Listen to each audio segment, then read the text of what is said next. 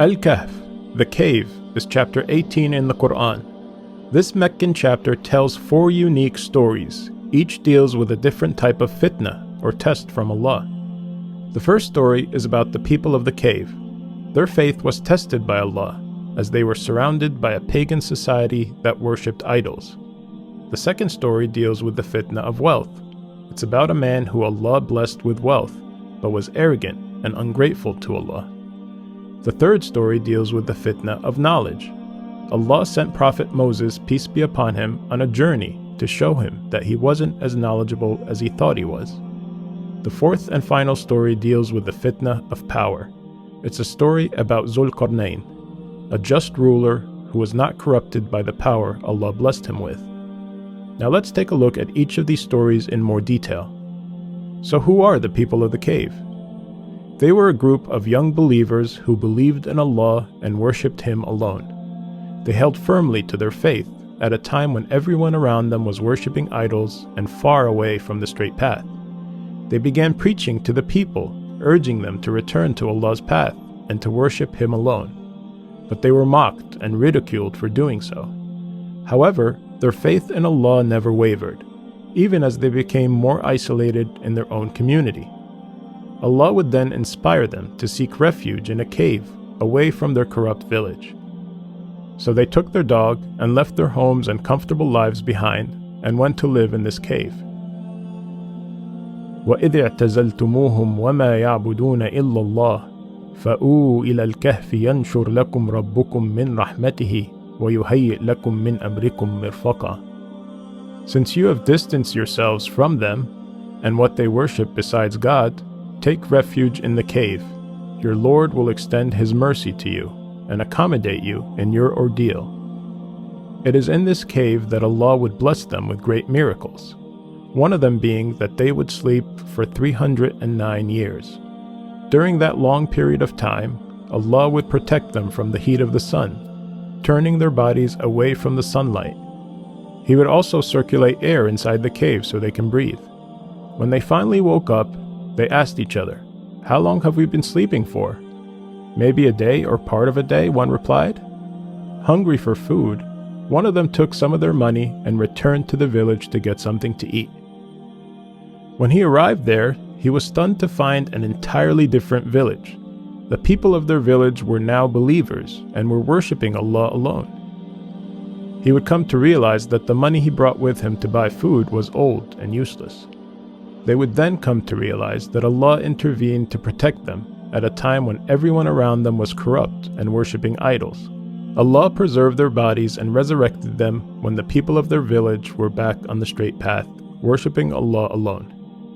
We learn from their story that in the face of overwhelming corruption and misguidance all around you, if you stay firm on the straight path and hold on to your faith, Allah will always take care of you.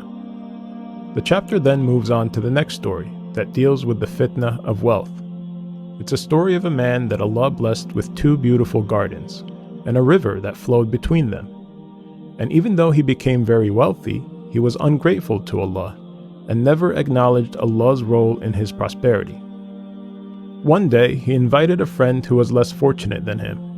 He wanted to show off his wealth to this poor man, so he gave him a tour of his property, boasting that his land will never perish and that there is no day of judgment. His friend would challenge him, reminding him that Allah is the one who created him from dust and made him into the man he is today. "If only you had said when you entered your property, 'This is what God has willed,' there is no power except with God," said the poor man. But the wealthy man's arrogance would soon doom him, as Allah would go on to destroy his gardens and crops, leaving him with nothing. Allah would then remind us that this world is temporary, and regardless of how blessed we are, nothing comes close to the everlasting reward of the afterlife. المال والبنون زينة الحياة الدنيا والباقيات الصالحات خير عند ربك ثوابا وخير أملا. Wealth and children are the adornment of this worldly life, but the everlasting good deeds are far better with your Lord in reward and in hope. The chapter then moves on to the third story that deals with the fitna of knowledge, and that's the story of Prophet Moses, peace be upon him, and Al-Khidr. A man came to Moses one day and asked, "Who is the most knowledgeable person on earth?" "That would be me," Moses responded. So God revealed to Moses that he was wrong to say that, and there was in fact someone who is more knowledgeable than him. God instructed him to go meet this man, whose name is Al-Khidr, and that he will find him where the two seas meet. So Moses, peace be upon him, took his young servant and set out on this long journey and eventually found the right spot. فَوَجَدَ عَبْدًا مِّنْ عِبَادِنَا آتَيْنَاهُ رَحْمَةً مِّنْ عِنْدِنَا وَعَلَّمْنَاهُ مِنْ لَدُنَّا عِلْمًا. There they found a servant of ours, to whom we have granted mercy from us, and enlightened with knowledge of our own. Moses says to him, "May I follow you, and perhaps you can teach me some of the guidance you've been taught?" "You won't be patient enough with me," said Al-Khidr. "And how could you be patient with what is beyond your realm of knowledge?" Moses responded, "You will find me patient, God willing, and I will not disobey any of your orders. Then if you follow me, do not question me about anything until I myself clarify it for you." So they set out on this journey together, and they board a ship. On the ship, Al-Khidr starts damaging the ship, making a hole in it. "What are you doing?" said Moses, peace be upon him. "Are you trying to drown the people of this ship? You've done a terrible thing." "Did I not say that you cannot have patience with me?" Al-Khidr replied. Moses pleaded, "Excuse me for forgetting, and do not be hard on me." So they proceeded on their journey until they came across this boy, and Al-Khidr kills him. Moses protested and said, "Have you killed an innocent soul who killed no one? You have certainly done a horrible thing." Al-Khidr answered, "Did I not tell you that you cannot have patience with me?" Moses replied, "If I ever question you about anything after this, then do not keep me in your company, for by then I would have given you enough of an excuse." So they moved on until they came to a town, and they asked its people for food, but they refused. Moses and Al-Khidr would continue until they came to this wall that was about to collapse. Al-Khidr would rebuild the wall to save it from collapsing. "You know you could have demanded them to pay you a fee for fixing their wall for them," Moses told Al-Khidr. Al-Khidr replied, "This is the parting of our way. I will now explain to you what you could not bear patiently. As for the ship, it belonged to some poor people working at sea. So I damaged it, for there was a tyrant king ahead of them who seizes every good ship by force. And as for the boy, his parents were true believers, and we feared that he would pressure them into defiance and disbelief. So we hoped that their Lord would give them another, more virtuous and caring one in his place. And as for the wall, it belonged to 2 orphan boys in the city, and under this wall was a treasure that belonged to them, and their father was a righteous man. So your Lord willed that these children should come of age and be able to retrieve their treasure, as a mercy from your Lord. I did not do it all on my own."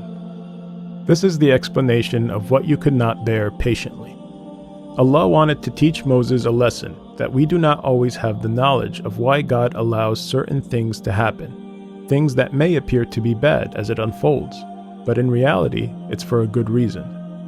Now we come to the final story of this chapter, which deals with the fitna of power. It's the story of Zul-Qarnayn, known as the man of the 2 horns. He was a righteous king who traveled far and wide. He was an honorable and just ruler, whom Allah blessed with vast land and tremendous power.